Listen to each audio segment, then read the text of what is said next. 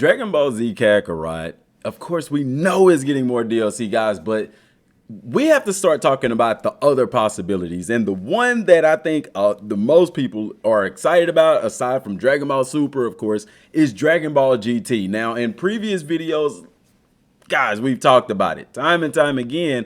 GT didn't seem as possible on the scope of having it a separate game. GT is one of those things that it fits perfectly with DLC. Why? Because there wasn't just a plethora of villains. You do have some. You have Baby, Super 17, Omega Shenron, but you have those minor bosses in the other Shenrons. Ice and Shin, I could consider them major bosses as well. However, as far as world play and things like that, there aren't a bunch of different locations that would go along with the game. Now, some people would argue that, some people would say that GT deserves its own game, but guys, this setup is perfect.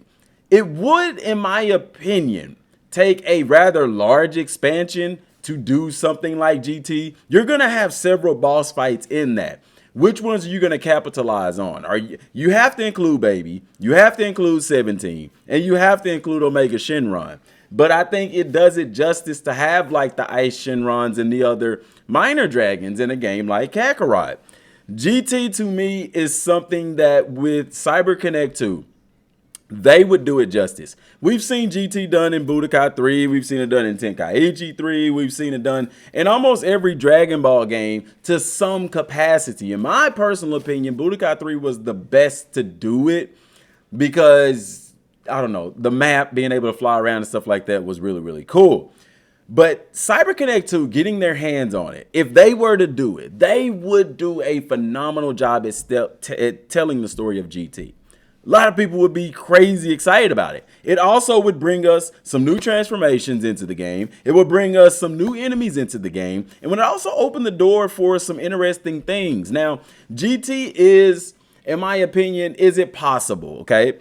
Well, so far in Dragon Ball Z Kakarot, the interesting thing is we know that Z goes all the way to the World Tournament where Oob shows up and Goku fights Oob. Super occurs in the middle of that. It occurs before that happening. Okay, so that hasn't been told yet in Dragon Ball Z Kakarot, which is very interesting because in the anime and the manga, Z ends with Oob showing up, but for some reason they didn't do that in the game.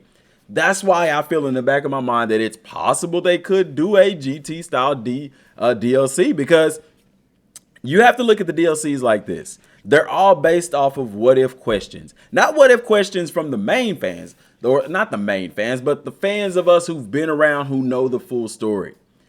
You have to understand this, that Dragon Ball Z Kakarot was made for the new fans who were coming into the world of Dragon Ball through Dragon Ball Super, who had not yet heard the story of Z. Very similar to, like myself, I became a fan in the Dragon Ball universe with Dragon Ball Z, and I had to go back and watch Dragon Ball to answer those questions of where did this and this come from, you know, aside from flashbacks in Z. So taking that into consideration, guys, this is the format that they use to decide what will be DLC. Put it into practice, okay? What happened after Boonim? Oh, here comes Beerus and Whis. Okay, what happened after that? Golden Frieza. Okay, what happened after that? History of Trunks. You see what I'm saying? Now we're talking about Bardock. Some other questions are going to be asked that, hey, what happens after the Majin Buu stuff happens? You know, the door is open. It's not wide open, guys, but it is slightly open. And the fact that they're going to do several DLCs, at this point, everything is on the table. You see what I'm saying? And I want to start this series off by discussing GT, of course. So Super Saiyan 4 would be an amazing transformation to have. You also would have a older version of Teen Trunks. You would also have an older version of Goten. Of course, Pan would also be a potential playable character, if not a support character. And then the villains, I feel, would bring very cool uniqueness to the boss fights, because if you look at all the boss fights in Dragon Ball Z Kakarot, they all center around some kind of special attack from the enemy. The interesting thing about GT is not that Goku wasn't flat out stronger than these guys, because if he wasn't shrunk down to a kid, he would have obliterated everybody, but it crippled his power level. But the interesting thing, guys, and there is a close tie between GT and Super in this regard, is that aside from Z, GT and Super took the enemies and gave them special abilities that made them viable fighters. It wasn't just all about having a high power level like Jiren. You know, that kind of was an homage to Dragon Ball Z. But you look at the Tournament of Power, you look at GT with the other dragons, which was done before Super, by the way. You look at those things and you see that these fighters have special abilities that don't necessarily have a super high power level, but they have abilities that make them capable and viable fighters. I feel like that is a grand opportunity in Dragon Ball Z Kakarot because it's gonna make for some interesting fights. You know, and power is a big deal. Your power level is a big deal, but also getting by your enemy's attacks. You know, here they're kind of going towards the route of having your enemy just barrage you with all these crazy super attacks and things like that. And I feel like they can kind of take a step back if they do GT and not make it such a barrage, but make you have to figure out how to get by these enemy special attacks. Perfect example is Yakon. A lot of people talk about they struggle with Android 19 with the Dr. Dro Android and stuff like that because they were able to absorb your attack. Me personally, I didn't struggle with that because I knew he was going to do that. The fight that gave me a struggle was Yakon because Yakon could do the same thing essentially. And it was in that moment that I actually learned the mechanic in game of canceling my Ki Blast and going to do a melee attack, stuff like that. That excitement, figuring that out for yourself, kind of the similar way that Goku does in battle, how he sees what his enemies does and then he's able to find an opening. That excitement is what brings joy to the game. That brings excitement to combat and things like that. And with the enemies that GT offer, you having to figure those things out is the perfect opportunity for it doesn't have to be over the top, but one of those fights where it's like, I beat this because I figured this out. You get what I'm saying? So all in all, I feel that it is very possible.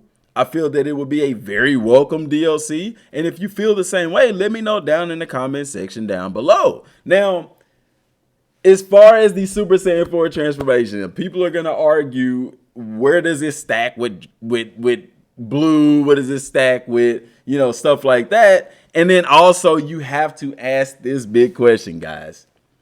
If we get GT, you would have to get Super Saiyan 4 Gogeta. So it would also bring us a fusion, a very powerful fusion at that. And how would power scaling work as far as that? The difficult thing is if you give us Super Saiyan 4 Gogeta, Super Saiyan 4 Goku, Super Saiyan 4 Vegeta, what other DLCs are you going to do that are going to rival that? Because one thing that we like is having more powerful characters. And the only answer to that is to go into Dragon Ball Super and eventually get Ultra Instinct and Ultra Ego and stuff like that, which will be my next topic of discussion. Guys, if you haven't already subbed to the channel, subscribe to the channel, guys. We have surpassed 30,000.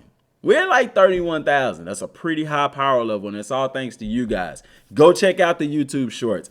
Follow me in the communities tab, guys, because the thumbnail that we used in this video was voted on by you, the people. And I'm going to continue doing that because I think it's an amazing idea to get y'all more involved in the channel because together, me and you, we make this channel work. Guys, that's all I got for right now. I hope y'all have an amazing evening. I'm going to do a very good video this weekend. We just got tournaments and stuff like that going on, busy during the week. But those high quality videos that you're used to seeing now, they're gonna come just at a more spread out pace. You get what I'm saying?